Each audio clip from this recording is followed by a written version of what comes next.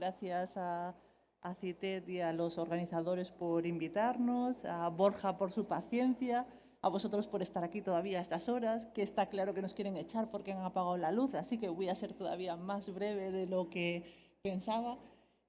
Bueno, primero decir que este trabajo es realmente de una compañera que se llama Yarima. Al final también tendréis, bueno, mi correo y el de ella, por si hay alguna duda que yo no sepa responder.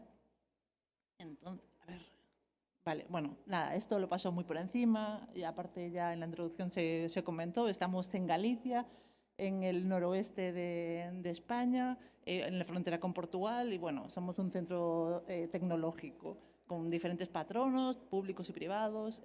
Luego, bueno, no sé si las presentaciones se van a compartir, si alguien tiene más interés, pues luego se comenta.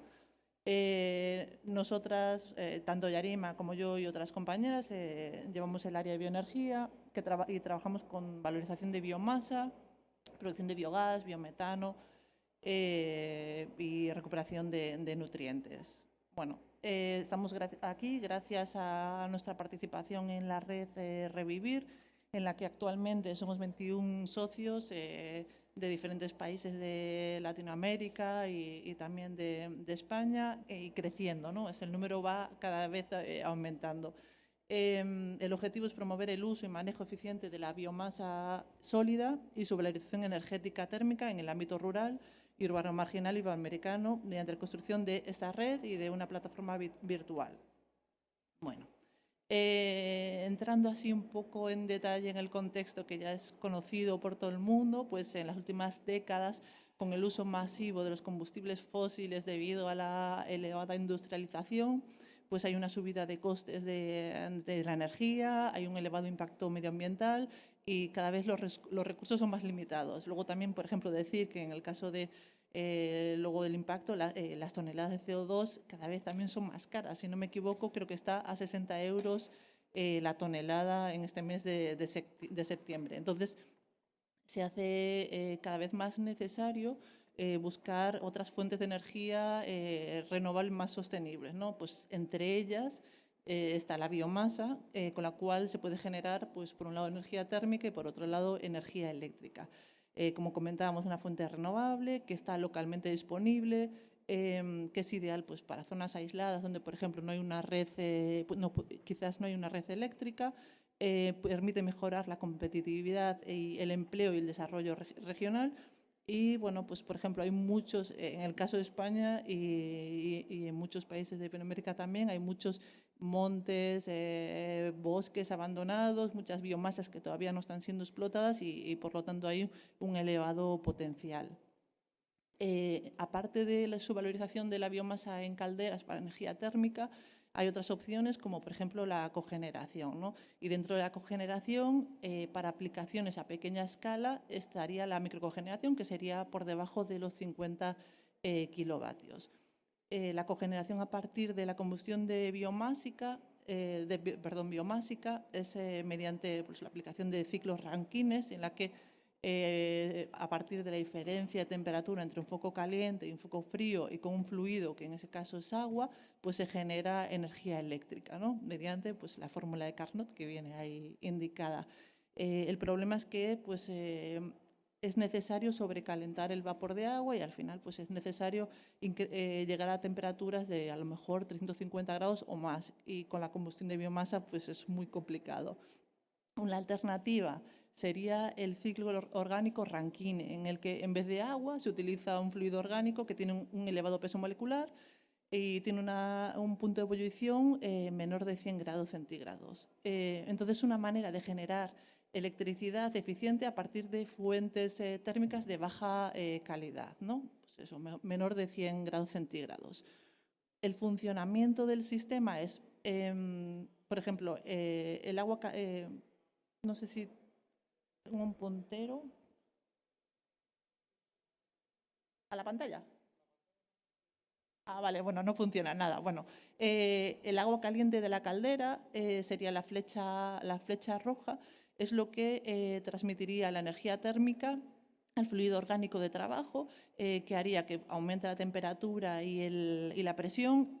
Este fluido orgánico iría al expansor, donde se generaría mediante una turbina la energía eléctrica y luego ese fluido pues, se condensaría pues, en el condensador gracias a un aerorefrigerador en este caso y volvería otra vez a repetirse el ciclo. Si además se instala un precalentador, como en este caso, pues se podría aprovechar parte del calor después del expansor, de ese líquido, de ese fluido orgánico, y así pues calentar el fluido orgánico después de la condensación y pues hacer un sistema todavía más eficiente.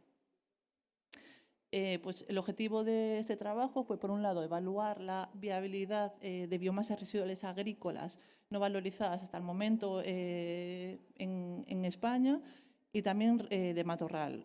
Fueron restos de poda de vid, de kiwi y de tojo para su uso como combustible renovable. Por otro lado, también queríamos estudiar la viabilidad de aplicación de la microcogeneración como un sistema de valorización energética mediante un ORC, el ciclo orgánico Rankine que hemos visto anteriormente, acoplado a una caldera de biomasa.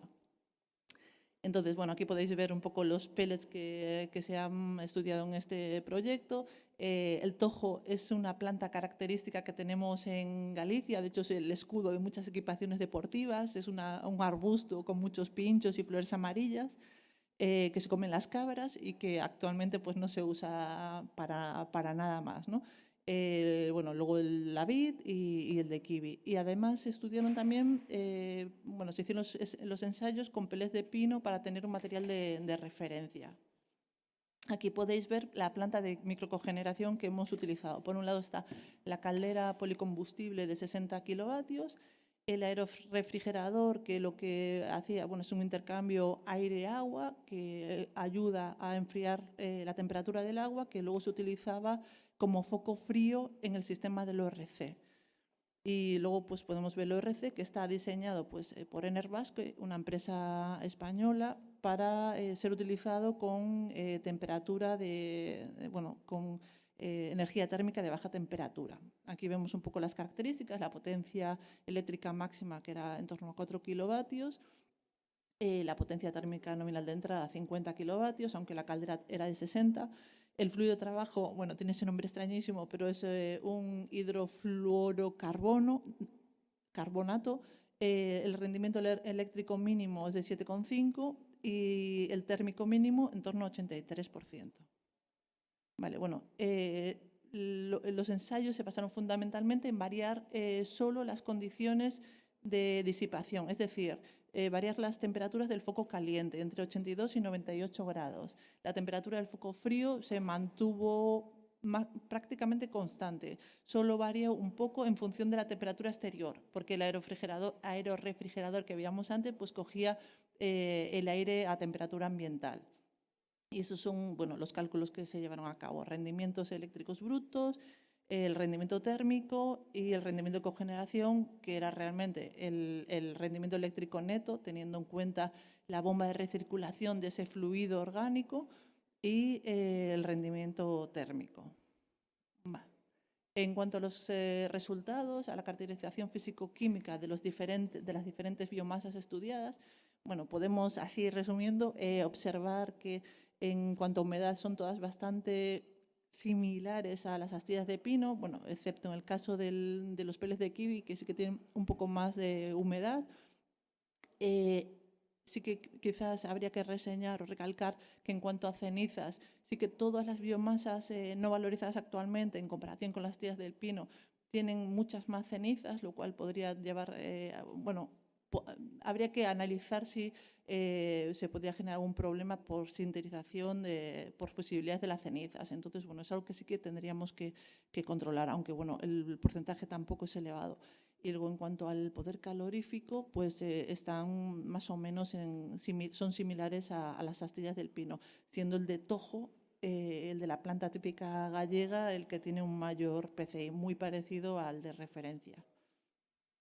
Aquí vemos los resultados de la potencia eléctrica neta. Vemos, por ejemplo, bueno, la potencia eléctrica neta en función de la diferencia de temperatura entre el foco frío y el foco caliente.